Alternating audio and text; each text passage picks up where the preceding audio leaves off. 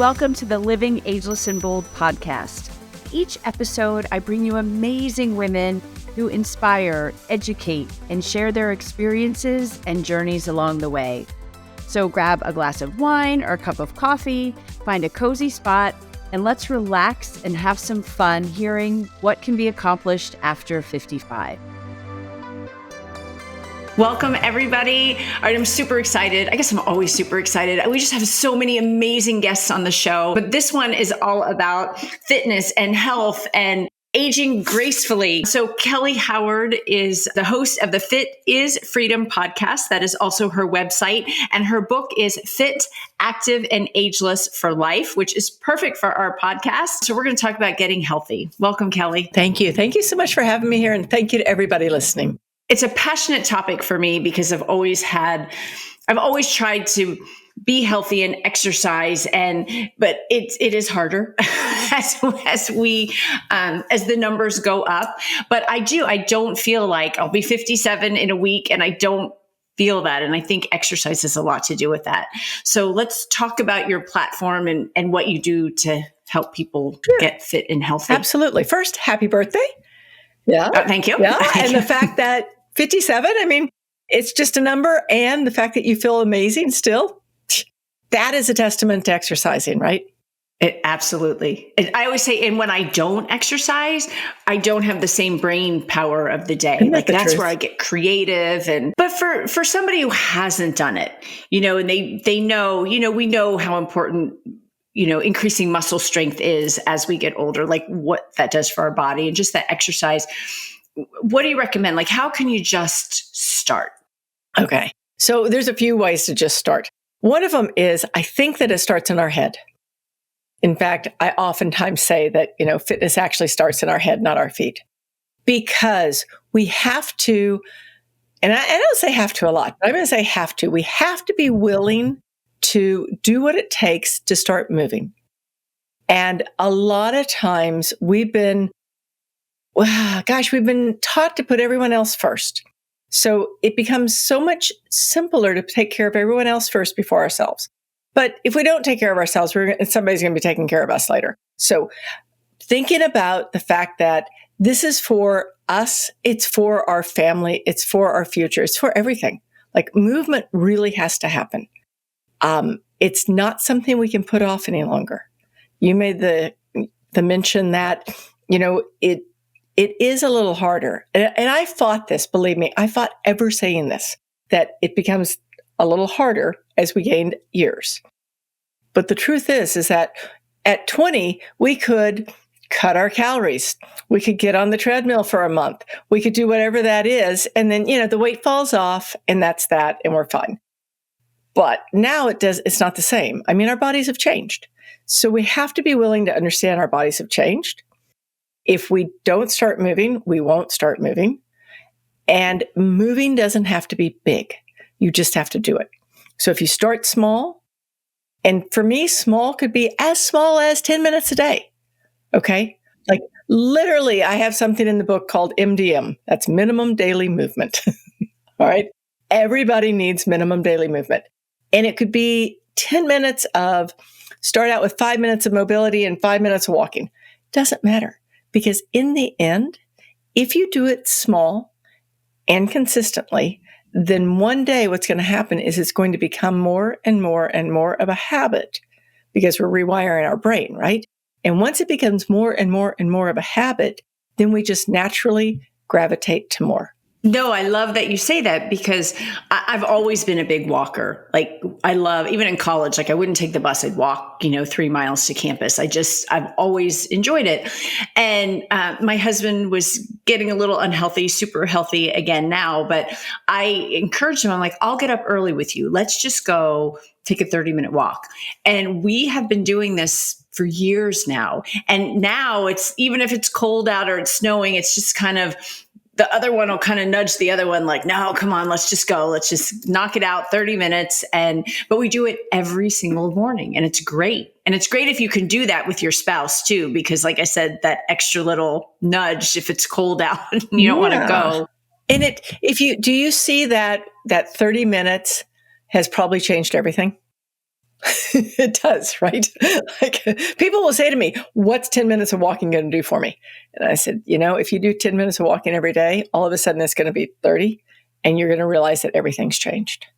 Yeah. And I'm sure there's a correlation with the physical health and the mental health. Oh, huge, right? If you think about just like you said, when you don't move, you don't feel as bright and on top of it. And there are so many studies, so many scientific studies out there that show that exercise is probably the number one thing we can do to eliminate or slow down Alzheimer's, and then all the other, like not just brain, but all the other things that can happen to us. And then let's talk about, muscle mass. You're trying to get someone to move 10 minutes a day, but I know that muscle piece is really, really important. How do you start? Like start slow with that. You're just get your toes wet. Okay, so I always start with the small piece. If somebody is new to this, okay, I start with them small because everybody can walk to some degree or another, and they get that benefit. But we have this huge built-in resistance to resistance, and we can't do that because our muscle mass our muscles. I won't go down the whole scientific piece, but basically, like if you think of your muscles as a hormone trigger in your body, like it's one of the biggest pieces that we need. And when we start building muscle, then if you want to lose weight, you're going to lose weight faster. That's like, duh. B, we're going to sleep better. So all of a sudden, not only are we going to lose weight if we want to, we're going to sleep better. So then the next day, we've got this cascading effect of good. So now we're going to eat better. Okay. Muscle is going to make us feel better. So then we're sleeping better. We're eating better. We're making better choices, and muscle comes back. Okay. This is something that I've had too many people ask me lately that I just have to say this. I've had more than one client say to me, okay, Kelly, yeah, I'm doing everything you said, but at 67, this is the most recent, at 67, and I've never exercised, am I really ever going to gain muscle? I'm like, yeah, like that's what's crazy is muscle comes back, but muscle also keeps us healthy. It keeps us out of a wheelchair. I'm just going to say it. Like, I don't mean to say it like that, but when you're not strong, you don't have balance. When you don't have balance, people start falling. So strength is going to give you balance. I mean, there's just so many things about that. And that people will say to me all the time, I don't want to go to the gym. You don't have to go to the gym. Buy some resistance bands. Pick up a video on body weight. Body weight can be really simple, but we do have to do it. And the funny thing is it's addictive.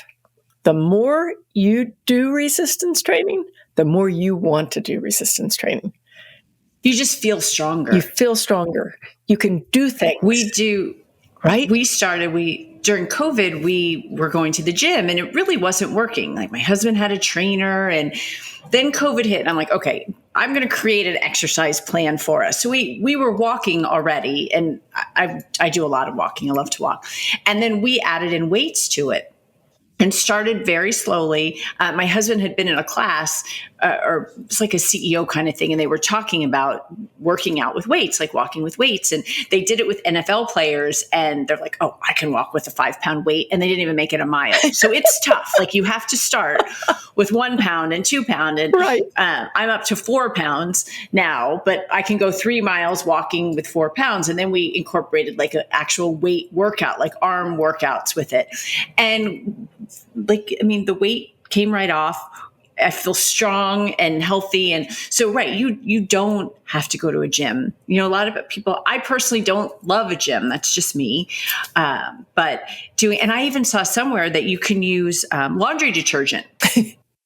Like just walk around the house and do, curls with 2 containers of laundry detergent. It's true. This was goofy, but we watched this silly movie the other night, but the guy was curling with 5-pound or 5-gallon jugs of water.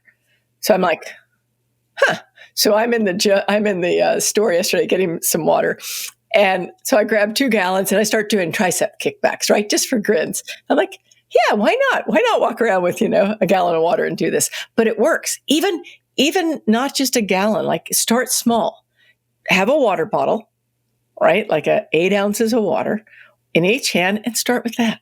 Like you don't have to Or have vegetable cans too. Yeah, soup cans. Just a little bit. Yeah. All of it. It works. It all works. And then the funny thing is that when you do it, at first it might feel kind of like, really? But then you do it a few times and you start noticing little differences. And those little differences grow. I have a client who's 70 and she just like texted me. It was last year during the summer. She's like, so just FYI, the guys who brought the 50 pounds of dirt, they were like bags of dirt. She said, I went, oh, I got them. And she's like, I'm lifting them and moving them. I'm lifting them and moving them. And these guys are all just standing there with their mouths hanging open. And I'm like, yeah, that's because you're a goddess now, right? Strength gives us that. Yeah. Oh, that's great. That's great. And I know you're a huge proponent of adventure. I am. Like, don't just be in your house. Like, get out and do stuff. Yeah. Again, what are some easier things? Like you had paddleboarding written down somewhere, and I have tried paddleboarding, and it is not my thing. I have no balance. I have no coordination. I tried it. But, what are some other fun things we can try just to get outside? Yeah. And then you don't think you're exercising, but it's good for you. Yeah. I mean, you don't think you're exercising when we're having fun, right?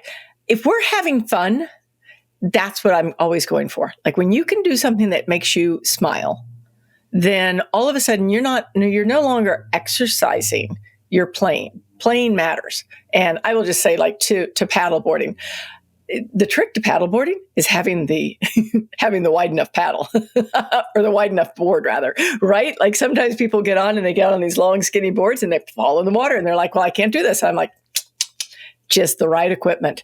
But things that you can do. One of them, we're going to come back to walking because walking outdoors in the woods, on the beach, in nature gives us fitness. It gives us, like all the endorphins that we need that happen from nature. It gives us all the fun. So hiking, I prefer to call it hiking over walking once I get in the woods. Sounds more like sexy, right? Right. More glamorous. Yeah, exactly. Yes, I'm a hiker. I went hiking today. Exactly. You got it. Like if I'm out in the woods and I'm sharing the trails with mountain bikers, I never yell biker rather walker as I'm coming to a blind herb. It's like hiker. Hiker. Hiker ahead. It's right. Hiker. So hiking is a big one. Cycling, if you are good on a bike, if you haven't been biking for a long time, that's not my first suggestion because when we fall over on a bike, it hurts. It hurts. We got back into biking until my husband hung the bikes up, and now they've been up for 2 summers. Oops. I'm like, could I have my bike back, right? please? Get that thing down. But I was nervous at first. It had been a long time, and we were riding pretty far, and so I definitely recommend do a few loops, around the neighborhood before small. You get too in. Yeah. Yep. Definitely wear a helmet. Like I figure if I'm not wearing a helmet, I'm probably not having fun. So helmets. Right. Water sports can be kayaking. Kayaking is something that doesn't require a lot of balance. And it really doesn't require, like a lot of women will say, oh, I don't have a lot of upper body strength. But kayaking is really a core move. It's not an arm move. So when you start using your arms and your core properly, it's as easy as walk in a park. So there's like a lot of different things like that. And then, of course, all of the offshoots of those, So, but I think that there is something magical that happens when we get outside. I agree. And the vitamin D, I've had other guests on who talk about just getting the sunlight, Right. Being outside, just what that does for your overall body health is so important. It does. And it's good for your muscles. Yeah. Yeah. So, and tell us a little bit about your book. Okay. And what can we get out of it? Like, sure. What are you going to tell me to do to get fit?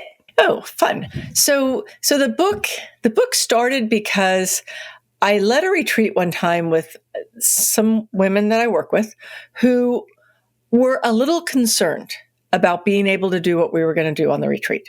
So there was a lot of hiking, there was a lot of elevation, There was a lot of movement up hills, and there was concern. So I wanted to show them that they could do this. And that's how the book started, was just the idea that, yeah, we can all do this. We just need to train for it.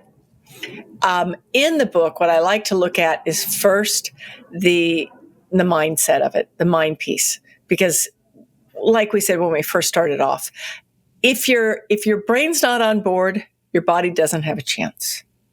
Like, our brain pretty much runs everything. So we got to get our brains on board. And why, right? Like the whole why of fitness. And then after that, following up with things that hold us back. Because there's a lot of things that hold us back from fitness that we don't really realize. Like with fitness consistency, one of the things is that consistency can be very small steps, but it needs to be ongoing. We need to learn to have a workout plan. We'll come to that in a second. We need to learn to schedule. We need to learn to take small steps. Like, we need to learn those things if we haven't done them before, so that we can all get to that point where you guys are at right now, where it's just a thing you do, right? And when it's just the thing we do, it all shifts. But there's a piece that misses, and that piece that misses is that, coming back to what we said at the very, very beginning, a lot of people don't want to go to the gym. You don't have to. You don't have to. So in the book, what I did was I broke it down into mobility, which is basically moving our joints. We have to do that. If our joints aren't lubricated and warmed up, then we're going to be less effective than we are when we're moving and warmed up. So we need to have that mobility. We need to do some cardio. It's just good for us. And we have to do some resistance. So I've broken it into all three of those, all the different things you can do that fit those pieces. You don't have to just go to the gym and just do static stretches and get on the treadmill. That's so last year. Brain get creative. There's so many other things we can do. One of the things you said was scheduling, and I actually do that. It is in my calendar. I told you with my husband, the clock goes off every morning at 6:30. We go in the rain, like we've got rain gear, and then I schedule in the afternoons. That's my workout. But by having it in there, you're not going to not do it. Right. Like if it's there and it's a habit, and the more you do it, the more I think your brain needs it. Oh, yeah. Like, well, wait. Do you ever do that? Like you have a to-do list and then you do something that wasn't on the to-do list. Have you ever put that thing on the to-do list and then checked it off?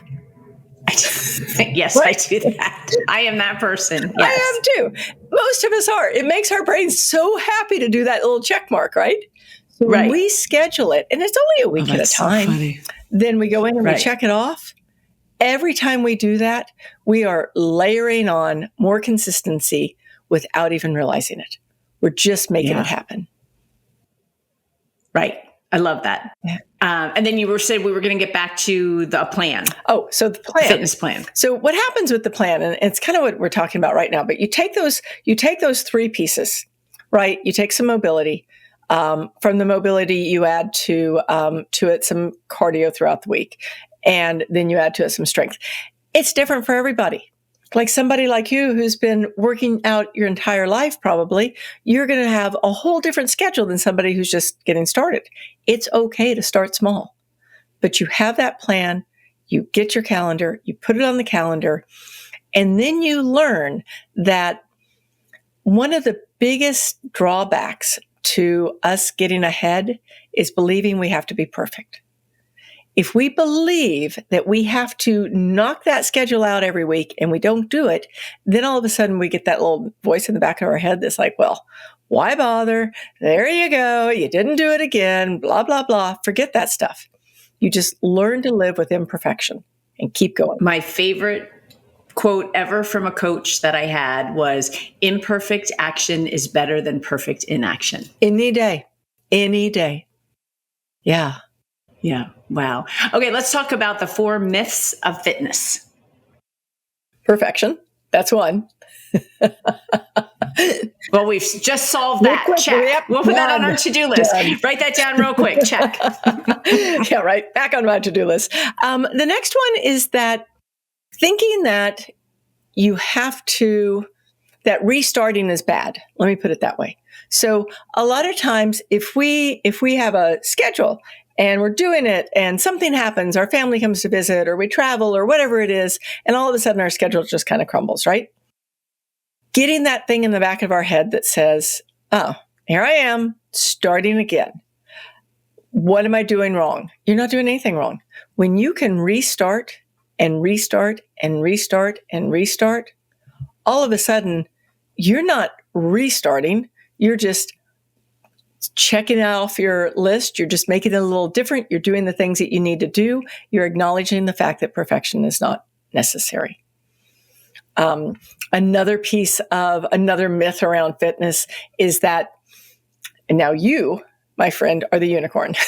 I'm just going to tell you this. You're a unicorn, because a lot of times I tell people, if you need accountability, stay away from the big bad three, which is using an app, thinking that that's going to keep you accountable, using your best friend. Really? Yes, because we can ignore an app. We can swipe off that app. That app can be gone in a second. Your best friend, her job is not to keep us accountable in fitness. Her job is to make us feel good. I have a crappy day. What am I going to do? I'm going to call Anissa and I'm going to be like, I had a bad day. I don't want to go work out. Well, don't go work out. Let's go get a glass of wine. We'll talk. Yeah. Right? That's her job. Yes. And you're right. Yep. And then this is where your unicorn status comes in. Most people, I suggest that they not use their life partner as their accountability buddy, because that life partner knows how to pull all your buttons, hit all your triggers, and say, honey, maybe it's cold outside. Maybe we should sit on the couch and get a pizza and watch Netflix, right?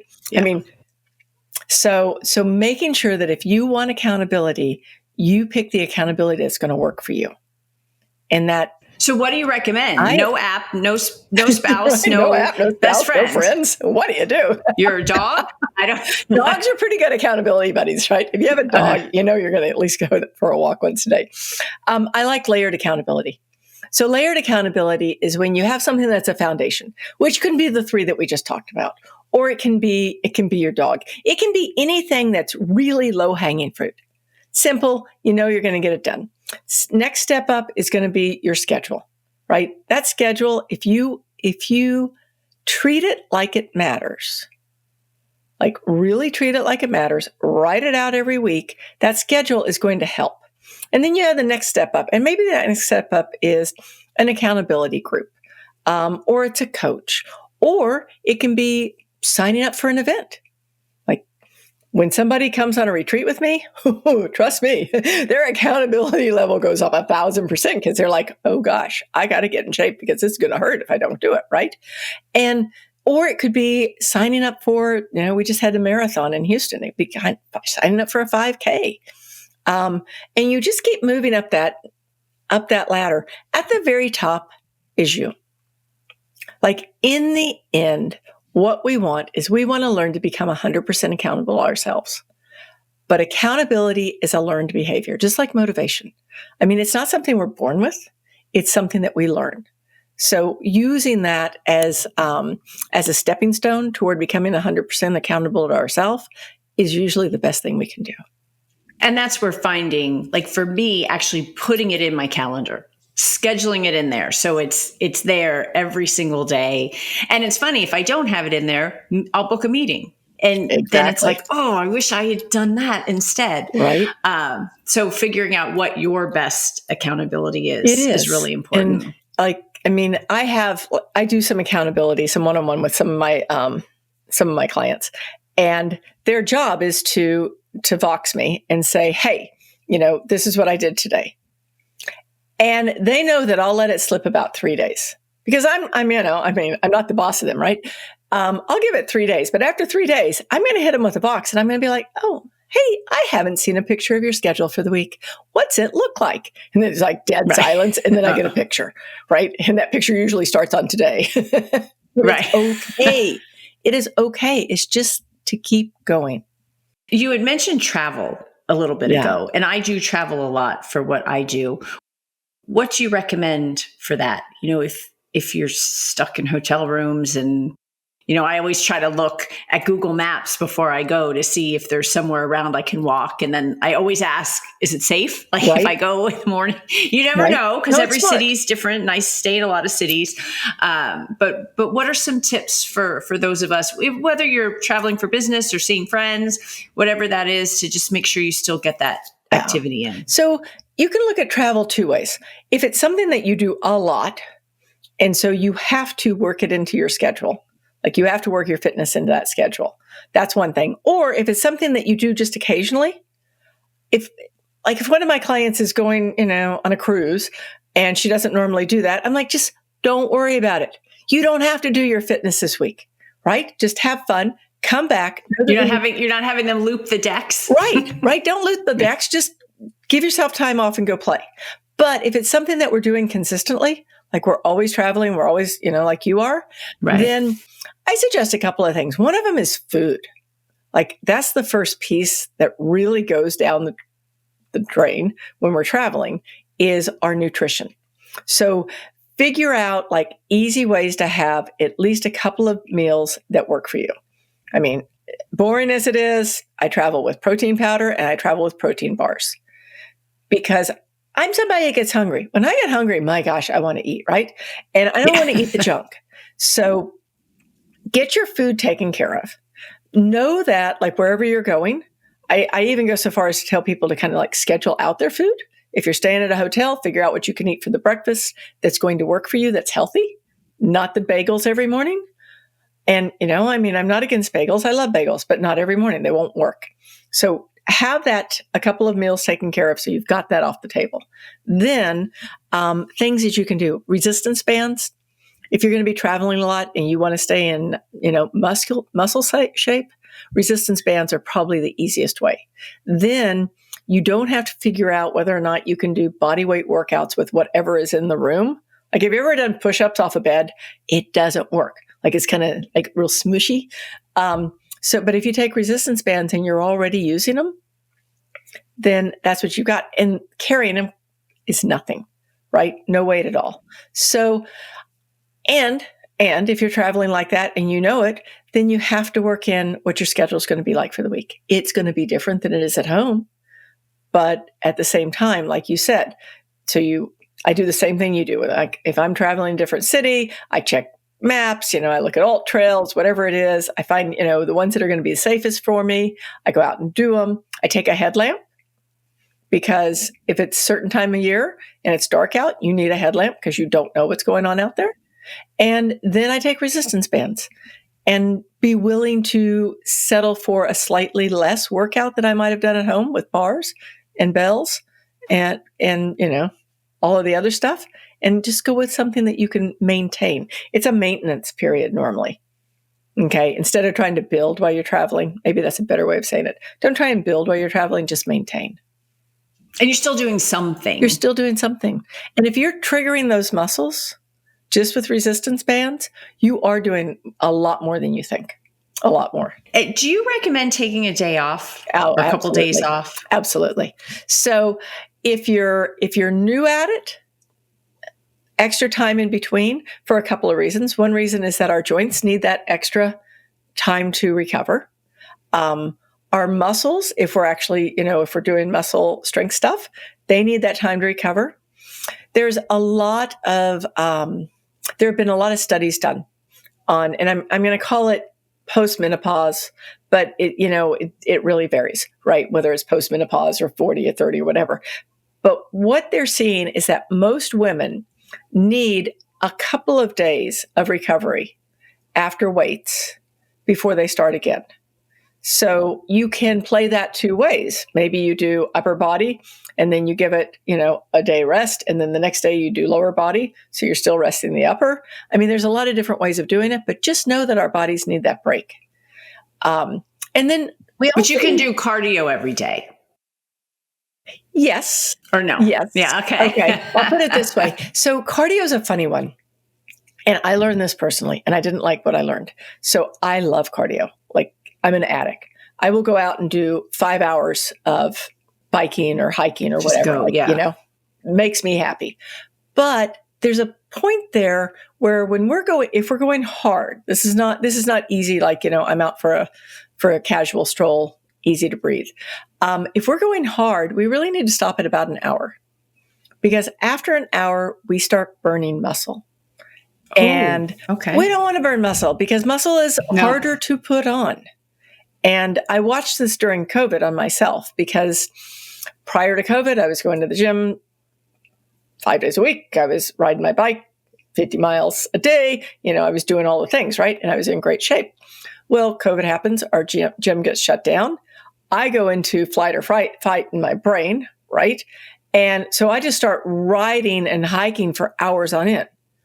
And what I don't realize is that I'm just burning muscle because I'm not building any longer. And it took about a year. But after a year, all of a sudden one day I went, whoa, what happened to you? Right? And then I really started diving into the science, and I realized that all that cardio, as much as I love it and as much as my brain loves it, if you're going to go long, go a little bit slower, or just do it once a week. Right? I still go long once a week. That's my thing. And there's one more piece of this, if you don't mind, that I like to add, is having what I call the wild card. And the wild card is one day a week that you add to your schedule that is just something for fun. Okay? I love if it's fun and exercise, but even if it's not fun and exercise, it's just something for fun, because we need that. We need to play more. What a perfect way to end. It's just, that was great. Like, everyone just get started, start slow. I love all of that. And I wrap up every show with the same 2 questions. So what is the greatest thing that you have accomplished since you turned 50? Oh my. The greatest thing.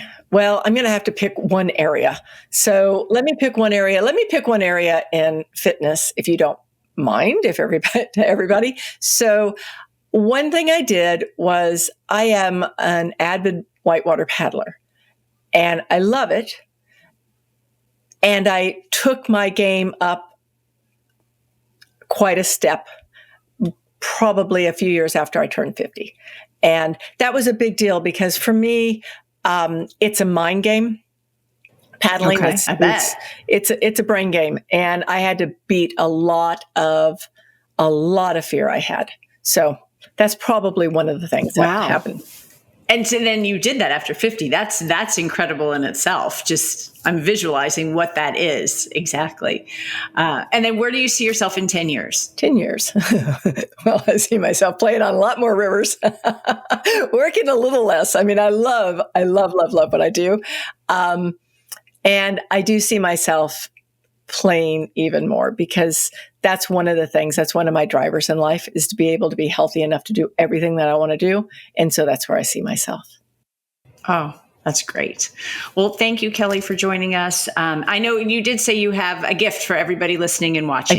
I do. So I would like everybody to be fit, active, and ageless for life, truly. So if you want to grab the electronic version of the book, it's completely free. Christina will have it in the show notes. And it's my gift to you, her gift to you, because I think it is so important for us to actually keep moving for the rest of our lives well. Thank you. And if you want to get started and you need help, we'll have all your information on there. Check out Kelly's website, check out her podcast.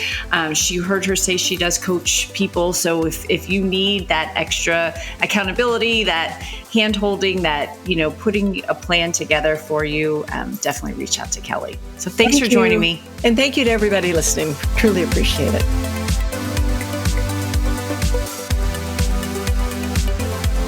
Thank you for listening or for watching this episode of Living Ageless and Bold. If you haven't already, please make sure you hit subscribe. And if you like the episode, I hope that you will give us a great review. You can also head over to livingagelessandbold.com and sign up for information, inspiration, and exclusive opportunities for us, women over 55. Thanks for listening. And remember, no matter what you do, keep living ageless and bold.